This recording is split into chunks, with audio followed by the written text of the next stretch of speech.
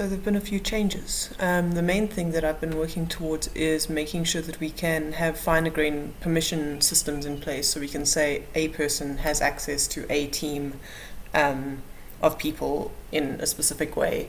So you'll notice a few changes here. The one change is that there is no more user group. I've renamed them to teams. It's just a much better name. And a team can represent a bunch of different things. It could be a team of employees, it could be a team of recruits, it could be a cohort, it could be our JTLs, it could be a boot camp that's underway. So it's basically just a bunch of people working together towards the same goal, probably. So you'll see that this is localhost. So I'm just demonstrating this functionality on my local machine. This isn't deployed yet. But basically, these work very similarly to how they worked before. So it has a name, it can be active or not. The sponsor organization is something like, could be Investic, could be BBD, could be whoever is paying for the people. And the school organization is maybe Omuzi, maybe TechQuest. So this isn't super necessary, but it can add a little bit of clarity when people are like, what the hell's this for? Which is useful. So then what you can do is you can add users to the team. So you just like select whoever you want and you just say, let's take that one. Yay, now they're added. It looks kind of funky, but once you save, then the name comes up. So yeah, there are reasons for that. So now you can make a team, you can add users to the team, and you can do some basic configuration. The next thing you need to do is give different people access to the team. So to do that, you hit object permissions up here on the right. So this gives people permission to this specific team. So if I give somebody permission to this, it doesn't necessarily mean that they have permission to another thing. So it looks kind of funky looking here, but I'm just going to show you what happens if we want to add a new user here. So I'm going to say sheena.o'connell@amuzi.org. So unfortunately you have to paste the email address in there. It is what it is. Then I say manage user, and then you'll see this kind of crazy looking form come up, and this is basically all the different permissions that are associated or available on this team, and you can choose which ones you want. So there are 3 permissions that actually matter here. The reason that there are loads and loads and not just 3 is because of the tooling that I'm using to pull this off. There's a whole lot of default behavior in there that is meaningful within the administrative interface, but it won't really be meaningful within our tilde front end, the Kanban board kind of thing. So the ones that are specific to the front end, which are the only ones that you should be touching, say front end on them. So these are the ones that relate to the tilde board that people see and everything that will get added around that. So I'll go from the simplest one to the least simple one. So front end view only. Basically what this one does is it means if I have only this permission for a team, then that team will show up when I am looking through the list of teams that I'm allowed to see. Otherwise it will not show up. So if I don't have access to a team, then I won't get to see that team. It'll be like it doesn't even exist. So if I have access here, I can select the team. I can look at the summary of all of the cards. I can look at any specific user. I can check out the details on any card. I can look at the reviews, like literally anything to do with that team. I can just look at. So this could, for example, be used if we wanted to get a partner to be able to keep an eye on their cohort, or if we wanted to, maybe we've got some external mentors or something available, and we don't really want to give them super access, but we want to let them keep an eye on specific people. So that's what that's for. The next one up is, there's team manager. So a team manager can move cards around, but they can't review things. So this could be, for example, a scrum master.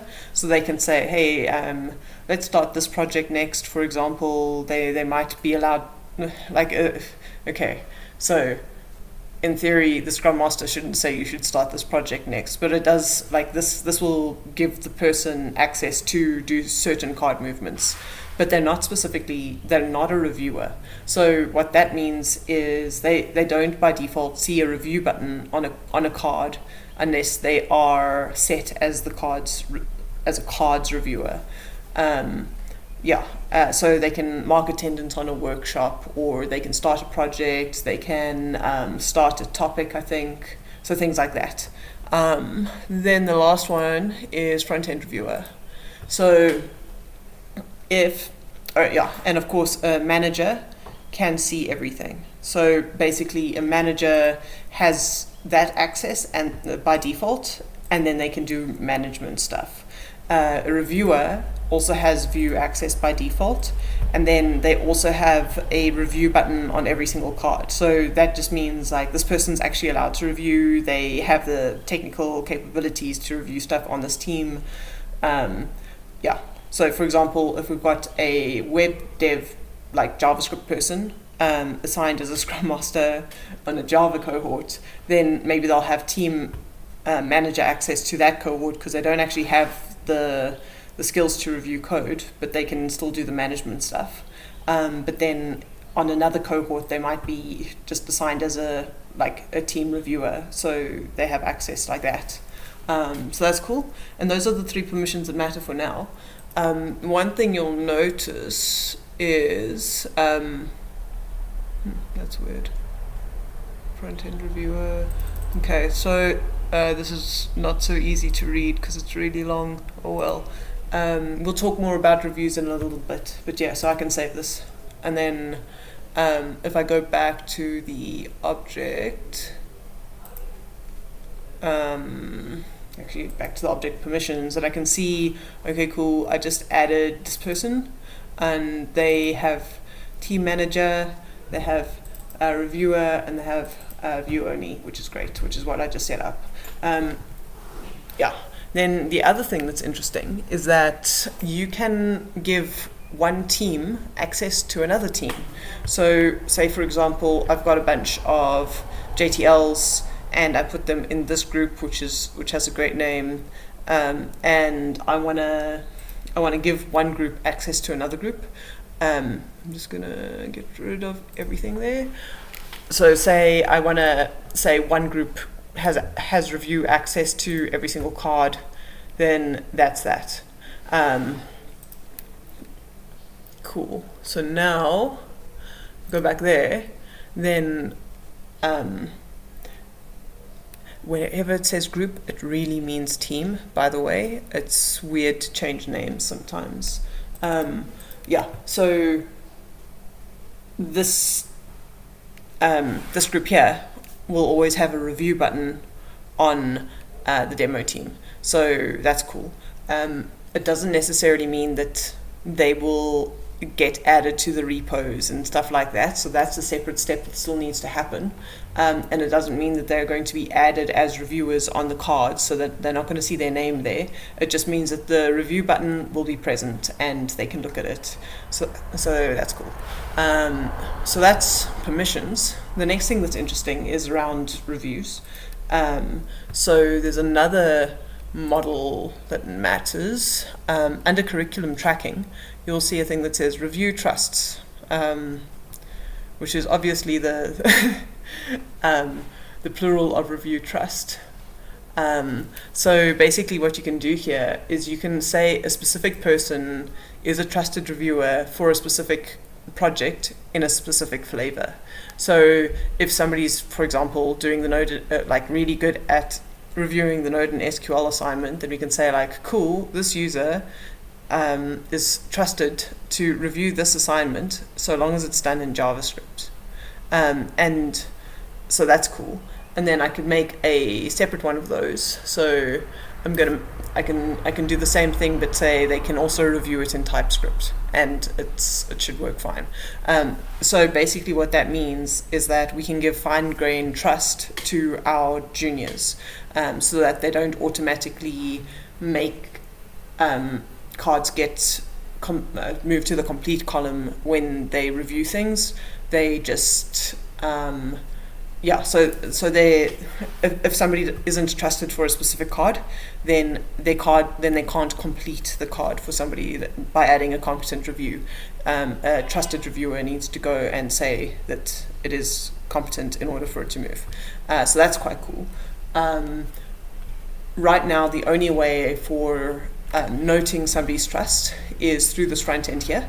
But later on, it would be super cool to make that automatic. So if somebody tends to be really good with reviewing a specific project, and whenever they do it, the trusted reviewer says this is cool, then chances are they should be moved in. They should be given trust. So there's some stuff to be thought about there and things. But for now, it's literally a matter of filling this in.